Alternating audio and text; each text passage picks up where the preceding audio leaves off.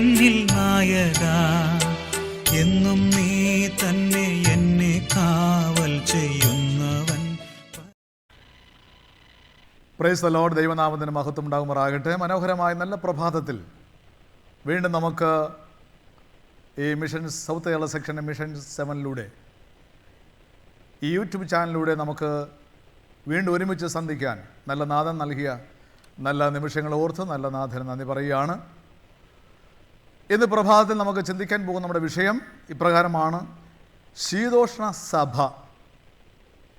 നമ്മുടെ വേദപുസ്തകത്തിൽ, പ്രത്യേകിച്ച് വെളിപാട് പുസ്തകത്തിൽ 7 സഭകളുണ്ട്.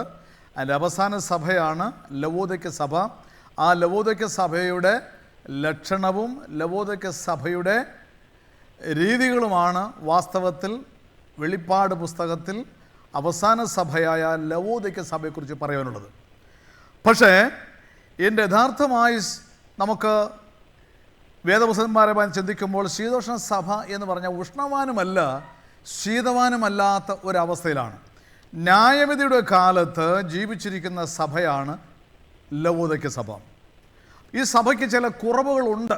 ഇതാണ് വെളിപ്പാട് പുസ്തകത്തിലൂടെ നമ്മെ വെളിപ്പെടുന്നത്. നമുക്ക് മനസ്സിലാകുന്നു, ദാനിയേലിലൂടെ നമ്മൾ പഠിച്ചു വരുന്ന ഓരോ കാര്യങ്ങൾ വെളിപാട് പുസ്തകത്തിലൂടെ നമുക്ക് എന്ത് ചെയ്യുന്നു? അതിൻ്റെ മർമ്മങ്ങളെ വെളിപ്പെടുത്തുകയാണ്. അപ്പോൾ ശീതോഷ്ണ സഭയായി ലവോദിക്ക സഭ മാറിക്കൊണ്ടിരിക്കുന്നു. ഇതൊരു വലിയൊരു കുറ്റകരമായ ആരോപണം ദൈവത്തിൻ്റെ പരിശുദ്ധാത്മാവ് നമ്മളെ മേൽ തൊടുത്തുവിടുകയാണ്. അതിന് മാർഗങ്ങൾ എന്താണ്? നമുക്കറിയാം, തണുപ്പ് അനുഭവമാണ് ഇന്ന് നമ്മുടെ സഭയിലുണ്ടാകുന്നത്. തണുപ്പ് ഒരു പക്ഷെ നേരിടുമ്പോൾ മനസ്സിലാക്കുക, ചൂടിനെ ഞാൻ ആശ്രയിക്കേണ്ടിയിരിക്കുന്നു.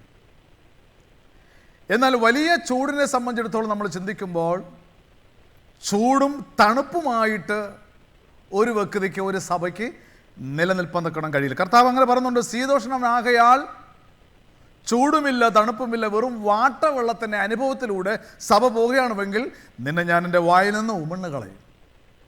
അപ്പോൾ തണുപ്പ് നാം അനുഭവപ്പെടുമ്പോൾ ചൂടിന് വേണ്ടി നാം എന്ത് ചെയ്യണം? ആഗ്രഹിക്കണം. അതിനാത്മീകമായിട്ട് ദൈവസഭയെ പരിപോഷിപ്പിക്കാനായിട്ട് ദൈവവചനങ്ങൾ നാം നമ്മുടെ ഉള്ളിലേക്ക് എന്ത് ചെയ്യണം? സംഗ്രഹിക്കണം. ഈ വചനങ്ങളിലൂടെയാണ് വേദപുസ്തകം പറഞ്ഞിരിക്കുന്നത്, ദൈവത്തിൻ്റെ തിരുവചനം എൻ്റെ കാലിന് ദൈവവും പാതയ്ക്ക് പ്രകാശമായി തീരും. തണുപ്പ് മാറിപ്പോകുന്നു. സൂര്യൻ്റെ കിരണങ്ങൾ നമ്മുടെ മേൽ, അല്ലെങ്കിൽ കർത്താവായ യേശു ക്രിസ്തുവിൻ്റെ സാന്നിധ്യം നമ്മുടെ മേൽ പകരപ്പെടുമ്പോൾ തണുപ്പിൻ്റെ അനുഭവം മാറുന്നു. യേശു ക്രിസ്തുവിൻ്റെ സ്വഭാവമുള്ളവനായി, യേശു ക്രിസ്തുവിൻ്റെ ആദർശമുള്ളവനായി ദൈവസഭയെ നമുക്ക് നയിക്കാൻ കഴിയും. ദൈവസഭയുടെ അംഗമായി തീരുന്നതൊക്കെ സാധിക്കും. ഉപരി സ്വർഗത്തിൽ ഒരു അവകാശിയായി തീരുന്നതൊക്കെ നമുക്ക് സാധിക്കും. അതുകൊണ്ട് എന്നെ കേൾക്കുന്ന പ്രിയ ദൈവമക്കളെ, ശീതോഷ്ണമായ അവസ്ഥയിൽ നിന്ന് മാറി നമുക്കെന്ത് ചെയ്യണം? ചൂടുമില്ല തണുപ്പുമില്ല, ഈ ഒരു അവസ്ഥയിലല്ല. സത്യസന്ധമായ ലവോദിക്ക സഭയുടെ ന്യായവിധിയുടെ കാലത്ത് ജീവിച്ചിരിക്കുന്ന സഭ യേശു ക്രിസ്തുവിൻ്റെ പ്രവൃത്തി എപ്പോഴവൻ ചെയ്യും. അപ്പോൾ ആയതുകൊണ്ട് ദൈവമക്കളെ, നമ്മൾ ശക്തമായൊരു തീരുമാനമെടുക്കണം.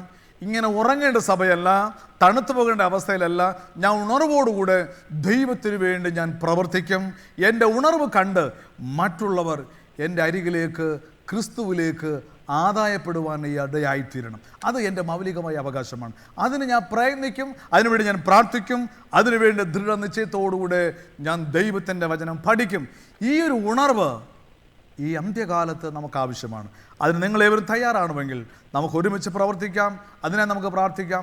ദൈവത്തിൻ്റെ പരിശുദ്ധാത്മ നാം ഏവരും സഹായിക്കുമാറാകട്ടെ. നമ്മുടെ കണ്ണിലടയ്ക്ക് ഒരു നിമിഷം പ്രാർത്ഥിക്കാം.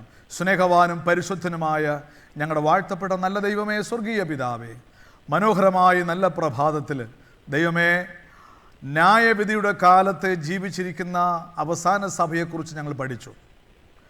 ഇന്നത്തെ കാലത്ത് ശീതോഷ്ണ സഭ എന്നൊരു കുറവ് വെളിപാട് പുസ്തകത്തിലൂടെ നമ്മെ കേൾപ്പിച്ചു. ഞാൻ ശീതോഷ്ണ സഭയല്ല, ഞാൻ യേശുവിൻ്റെ ചൈതന്യമുള്ള, യേശു ക്രിസ്തുവിൻ്റെ ആദർശമുള്ള, യേശു ക്രിസ്തുവിൻ്റെ സ്വഭാവമുള്ള ഒരു സഭയായി ഉണർവിൻ്റെ ആത്മാവിൽ എന്നിലൂടെ പകരുവാൻ ഞങ്ങളെ സഹായിക്കണം. അവിടുത്തെ വേലയ്ക്കായി ഞങ്ങളെ ഒരുക്കണം. ആത്മാക്കളെ നേടുവാനായി ഞങ്ങളെ ഒരുക്കണം. അതിനായി ഞങ്ങളെ സമർപ്പിക്കുന്നു. പ്രാർത്ഥന കേട്ടതിനായി സ്തോത്രം. സകലവും യേശുവിൻ നാമത്തിൽ താഴ്മയായി ചോദിക്കുന്നു കേൾക്കണം സ്വർഗീയ നല്ല ദൈവമേ.